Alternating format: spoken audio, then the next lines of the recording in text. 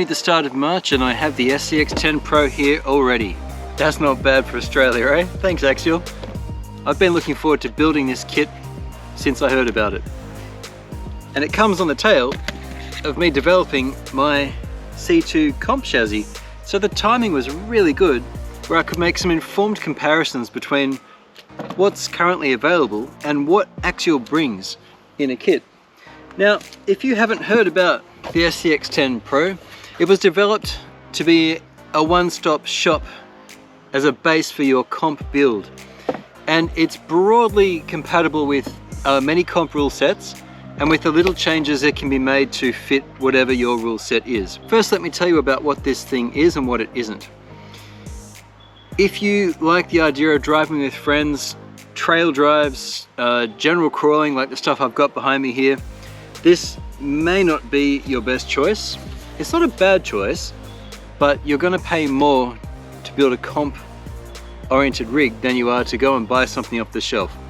Let me recommend you have a look at my channel if you're new to crawling. I've got a bunch of rig reviews. I even have a playlist called Rig Reviews. And if you look at anything that's any of these, Deadbolt, Basecamp, Ecto, any of the RGT stuff, Sendero HD, the Gen 8 V2, the Gen 9 is now out in America. I haven't seen it in Australia yet.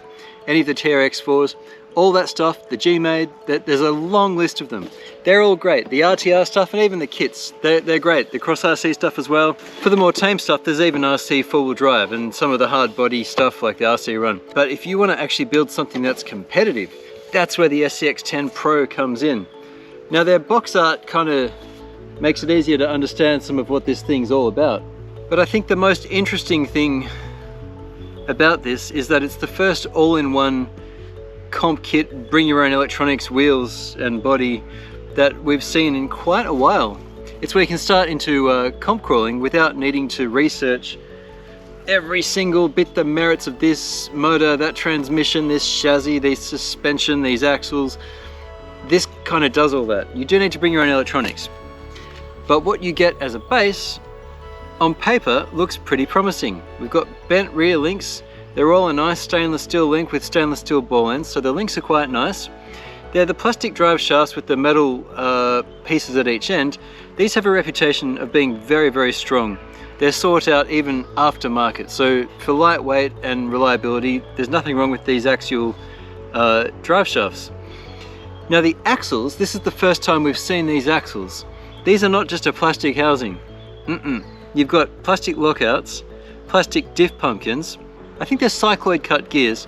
So the pumpkin part of these axles is familiar, but these are metal axle outers, and you've got lovely high quality steel axles on the inside as well. And you still get Axial's quality universal joints for the front steering. These are multiple piece and they're quite interesting. Another thing we haven't seen before is this style of shock. But Axial's opted, instead of having coil over the whole shock, they're just coil over the shafts. And you still get the travel that is appropriate for this chassis, but no more than that. You've got an option for chassis mounted servo or axle mounted servo. And another thing that makes this car interesting is how the servo is mounted here. This isn't the only car I have that has the servo sitting upright behind the pumpkin, but it's still a rare thing. It gives you just lower weight. It doesn't necessarily have an advantage for steering throw. It's certainly unhindered, but the servo is back, the weight is down, and even though I can see this casing already is going to get knocked because it's in the way, it is going to get knocked about, so that's, I guess, a drawback. It already has started, and I've only driven it once, but it's already, my servo casing's already taken some knocks, which is unfortunate. A low profile, high torque steering servo might be wise, because that'll get its bottom up out of the way. You've got a 6-degree angled skid, which is typical for comps. The motor is lovely and low mounted, and you've got 32 pitch spur gear. You supply your own motor, but they do supply you with a pinion. And the last party trick of this thing is there's a small servo just here that lets you select between no overdrive or underdrive, just 1-to-1 drive at each end, or 40% underdrive.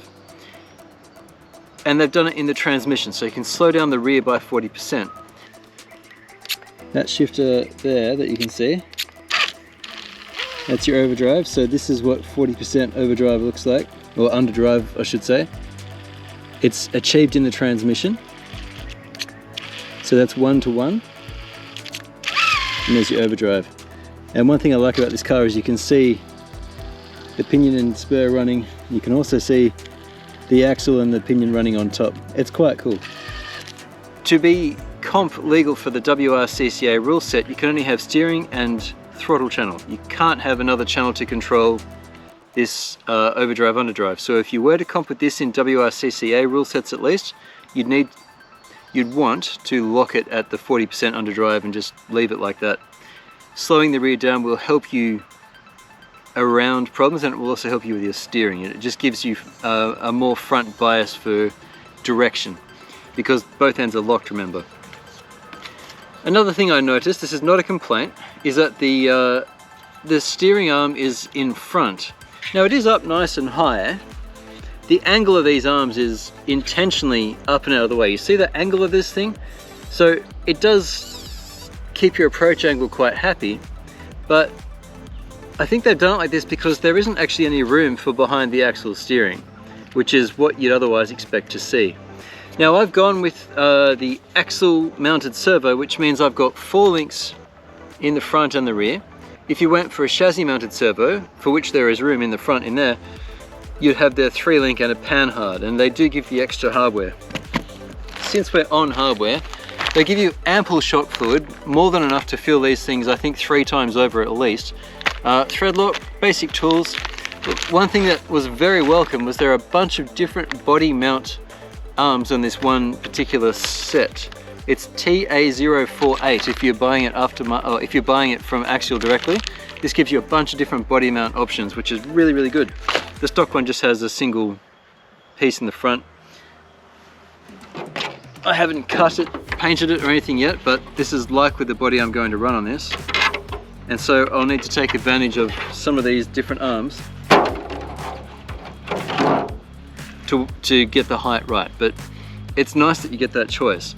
Now as far as electronics go, for the radio system I've gone with, well, just practical reasons. I have 4 of these now, and this is how I control most of my cars, and I've got a little chart. They do a 20 model memory, but the nice thing is they actually have a model memory. It's not like the Dumbo RC or the Traxxas, where if you link the car you've got to change your dial. You've got to change your trims. This gives you 20 model memory, and it gives you 6 channels. And these very, very cheap FS-A3 receivers let me have the 3rd channel just for this underdrive overdrive. If I decide to comp with this, I will have to lock that out, but that's not hard to do, and you can do it with a grub screw, or you can just have the channels and points set so that it's always set to whichever you want, so that pressing the button won't do anything, which is what I'll probably do. I've got the Hobbywing AX540L, this is the R2 1400 kV brushless system. I'm also using Hobbywing BEC. I've got to run the voltage of these guys a bit lower than what I'm running the servo, which is 8.4 volts. And the BEC, battery eliminator circuit, that is included in the AX systems is also quite good. It's adjustable 6 and 7.4 volts, and I think it's a 3 amp. Could be 5, I think it's 3 amp. So that's ample to run the rest of the machine, and just this standalone BEC runs my servo. You've got trays on the side here. These are all adjustable. There was heaps of adjustability during building. Building I took my time. It was 4 or 5 hours all said and done, I think. And it is a nice system overall. The specs say it's 1.4 kilograms without electronics, and I've weighed this. This is 1.8 kilos. I've got a few things here that will add weight, even the metal servo. So you could have done it more lightly than I did. But just for interest's sake, this is an aluminium chassis. This is carbon fiber, my Endura machine, which you can see up there. I've done a whole journey with this thing. In their current states, without wheels on, but with all their electronics and ready to run, both of these like this. This guy's 1.6 kilos, this is 1.8 kilos. I could make this lighter if I'd swapped out or used a fusion system that would get rid of the entire extra piece here, for example, and I could also get rid of the BEC if I wanted. I could get this down to weigh as much as the Endura rig without too much trouble. What we're going to do today is stick the same wheels and tyres on that I've tested my Endura rig with, and we're going to run this thing on the 6 problem course. This thing just walked, most recently, here's the video for that. It walked all 6 problems, smooth as you please. I haven't tried this machine yet with these tires and wheels. I can't wait to see how it goes. Before I do this test, keep in mind whether it's better, comparable, or worse than my Endura Bitzer crawler. My course is a very peaky course, so it really requires you to have a good breakover angle. That is the angle from your axle to your skid at each end. If a car is not good with that, you're going to get caught and you're going to get stuck on that skid. So let's get this thing on the course. I am genuinely curious to see how it does. Let's go.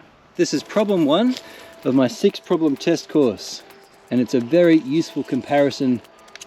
I guess I'm going to use the selectable drive difference just because it's there. So it's engaged. I'll tell you when I engage it and disengage it. Now we're back to 1-to-1. Engaged again.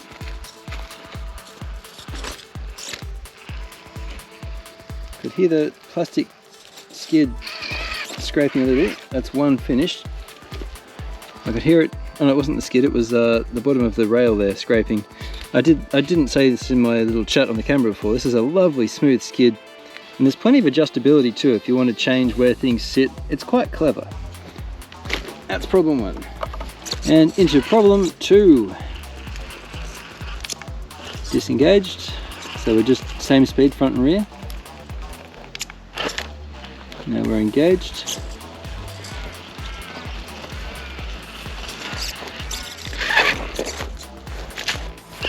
We might keep it 1-to-1 for this problem because I need the back to push itself up behind the front. The breakover angle is getting in the way here, I think. Nope. Different crawlers need different lines, so I'm going to try be a bit higher. No, maybe we actually need to be lower. Just need to be able to get a wheel up onto this. There we go. Just have to find a line there. Not particularly forgiving, I must admit. I found that to be kind of difficult. And just then you saw the skid. Oh, shouldn't have done that. We saw the skid touched as well. But it's through. And into problem 3. First attempt. I say first because, oh no, look at that. We won't need more than 1 attempt. Easy.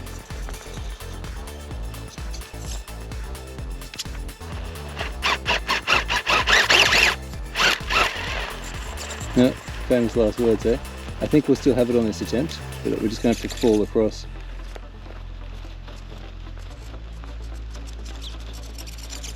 There we go. And we're good. Let's just try and come straight up on this side, because I did this with my Enduro rig the other day and it did it. Curious to see. If I'm going to be locked just into 40%, I wish it was a little lower.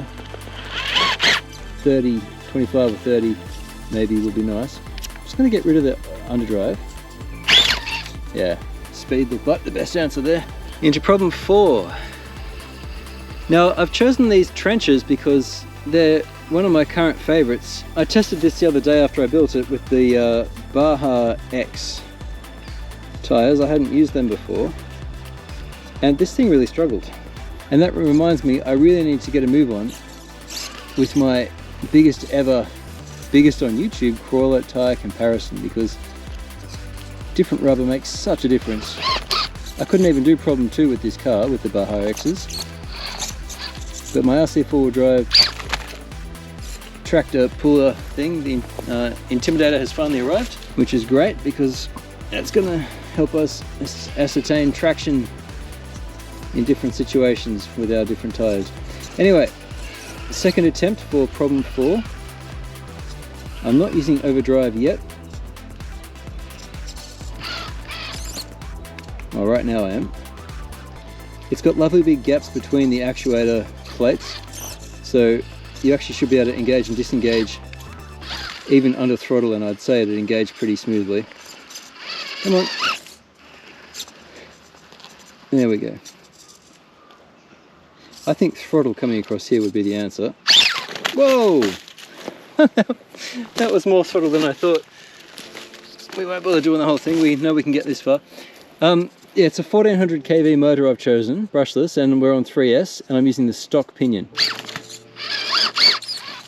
It's got plenty of speed. We haven't gone above half throttle yet.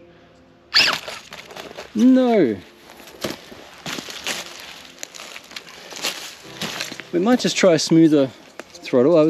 I'm still experimenting and getting to know this chassis, I must admit. Oh man.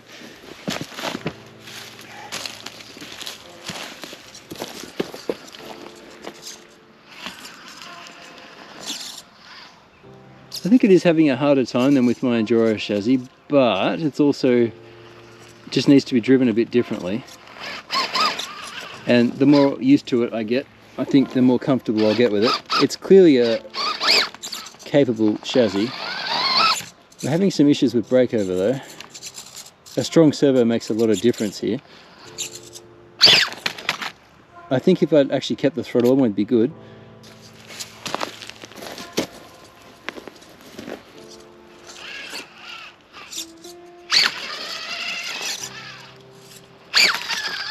Oh man, it's completely up out of the way. There we go.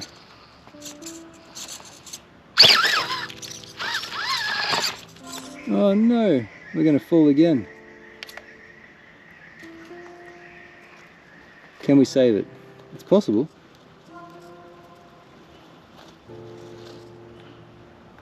Ugh. Well, I've tried this a bunch and I'm always aware of how long these videos could go for. But if you're watching this in particular, you're probably interested in comp crawling capabilities. And I'll give you the extra time on it. We're just going to see what this is like on a high breakover difficulty. I'm just going to go back to 1:1, and this time we're going to keep the throttle on over the gap. I'm just going to interrupt this for a sec. Quick chat time. Let's have a look at the point where it's like it's center of lateral balance here. So I'm right at the front of the skid. That's with my little teeny battery. And I must say, at this point, I am struggling with these chassis rails just grinding away on the rock here. My other chassis, you might have remembered from my video recently, we just were able to we did jump across it. There, okay, so clearly it can do it.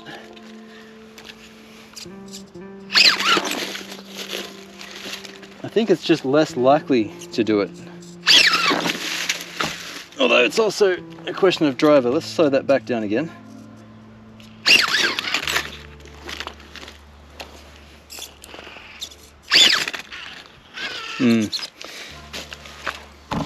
With practice I'll get better at this, but it's not as effortless as the other comp crawler I've got. With time though, that may overcome that. Anyway, as you can see, it can do problem 4, and we're at the end of it now. But yeah, that took some doing. Let's try problem 5. Okay, problem 5.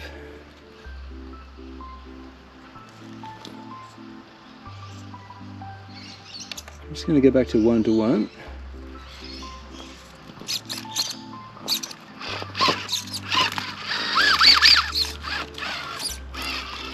There's a lot of thoughtful design on this. Now we're back to underdrive. It was easy to build and it is easy to drive. I think its weak point is actually the breakover in the middle. But I'm also testing it on a fairly punishing course. What will be interesting will be to take this out to the gorge and set some actual different courses, and I'll compare a few different cars or possibly kits, because nothing's perfect out of the box and often tuning and tweaking is needed to suit a course, just like it is in any other motorsport, racetracks included. And into problem 6, which I don't anticipate having problems with, I must say. This is one rock formation that I think we should be able to just walk easily enough.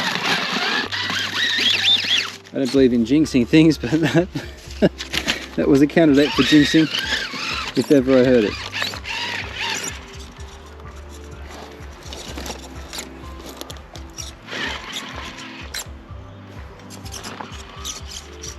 We'll stay over to the left a little bit more on this one. There we go. A little bit of thought went into that, and I'm just going to go back to 1-to-1. English is a funny language, isn't it? Underdriven again. We're in trouble here.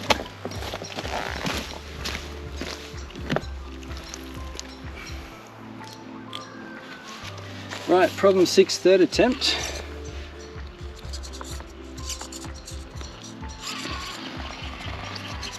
Overdrive is currently active, but the axle, the diff pumpkin was getting caught on a rock there. This is getting frustrating. This is just one driver on one course. It's a very familiar course to me, but I think with practice this will go better. But it is still challenging, and I'm generally a very consistent driver. This much we know. So I think we should be right here, but gee, it's a bit of a battle. Come on. There's certainly no shortage of power or steering torque, but this breakover, I think, is presenting a problem. They're 4.75-inch tires. Biggest typically in comps for this class that it's designed for is 4.8, so we're nearly at the limit. And I like these tires on many cars. I'm using soft dual stage foams, 110 gram wheels. I usually like very lightweight wheels, but that's what I've got at the moment. This really has most things in its favor here. This is the point where cars get to. If they're going to do it, they can do it. Oh, I bumped the throttle, sorry. What we're struggling with here, I was going to say, is we're sitting on the chassis rail there. Cars, once they get to this point, if they're going to make it, they do make it. So we're riding away along on the chassis. So you can even see the mark it's made on the rock. All this here is from this car, these two here, and you can see it's reflected. Look all across there. So that tells you the breakover is an issue on this design, and the front links are copying it too. 5 out of 6 problems. Couldn't do problem 6, and I guess we did problem 4, but it took quite some doing. This didn't perform as well as I had hoped, but I did tell you at the start that my course here really I've put together to be quite mean to crawlers. And if you suffer in the breakover department, again, it's the angle from your axle to your lowest point to your axle. If you have a shallow breakover angle, which this car kind of does, although that might mean it sits nice and low and it's got a good lower center of gravity, it means you're going to struggle on any course that is peaky. Problem 4 is behind us here. Yeah, that's problem 4 there. And it's got a lot of peaks and ridges. Problem 6, which is what I'm squatting on now, what I was just pointing out to you is where all this brown came from. The car can get up, no worries, and it's got the balance and poise and control to do it. It's a lovely car. I'm not questioning that, but the breakover is a challenge. Now, if I was to try this on like the gorge, where we have a comp coming this weekend, you've got a lot more big rounded obstacles, and although your climbs can be quite steep still, you don't have these peaky little ridges that I have artificially put into a lot of my problems here. I have no doubt that the SCX10 Pro will do well in competition. I have no doubt at all. But I also would not be surprised to see certain chassis, as long as they're legal, which is what my Enduro one is over there. You can see the breakover on it. It's just got a very different underneath profile to what this does. I wouldn't be surprised at all to see chassis like that doing better than this, particularly when the going gets peaky. There might be different words for this, but that's the challenge I see for this. Aside from the breakover, my other nitpick is when you have a full-size servo here, this servo casing is already copping some nasty knocks from rocks. A low profile, high torque servo would be my recommendation for this car. Definitely go axle mounted. It's a nice implementation, but because of how far down it is, you really want that box out of the way. These aluminium cases in particular are going to get destroyed. So as nice as this is, I'm going to fit I guess you could move it up a bit. Oh no, you couldn't, the clearance isn't there. You'll need a low profile servo. Otherwise, it's very nice. I quite like the transmission, the selectable underdrive. Would need to lock it for comps, and I'd like to see the underdrive a little bit lower, say 25–30%. But the suspension's great, the links are great, the whole design of this thing's beautiful, the body post options are very nice as well. The adjustability you have for where you put your shocks, also very good. You've got several points for your links you can choose, and it's customizable. These lovely heavy solid axles are great. The steering equipment is up and out of the way, so even though it's in the front, it really is really up and out of the way. So I'm quite happy with that. There's a lot to like about the SCX10 Pro. It's not cheap. You've got to factor in buying the thing, plus throwing your own electrics in, plus wheels and tires, plus a body. There's a case to be made for starting with something capable, like the base camp, and just building up from there. Change out to your $50 Enduro chassis. Change out to your wheels and tires later on if you want. Put a stronger servo in over time as you can afford it. You'll still have a very capable car. Currently, even the deadbolt has outdriven this. That's something to think about, isn't it? But again, that's just on my problems. And if we take it to a variety of different courses, I think you'd see different results. This is technically a beautiful car. The Vanquish Phoenix Portal is also technically a beautiful car, and they both drive very smoothly, but they're outdriven by other cars with slightly different geometry. And in fact, the breakover, I think, is what this has most in common with the Phoenix Portal. They both struggle despite their various tricky transmissions. I like the car, but this weekend at the comp and at the big one up in New South Wales at the end of March, I'm going to be taking my Enduro rig.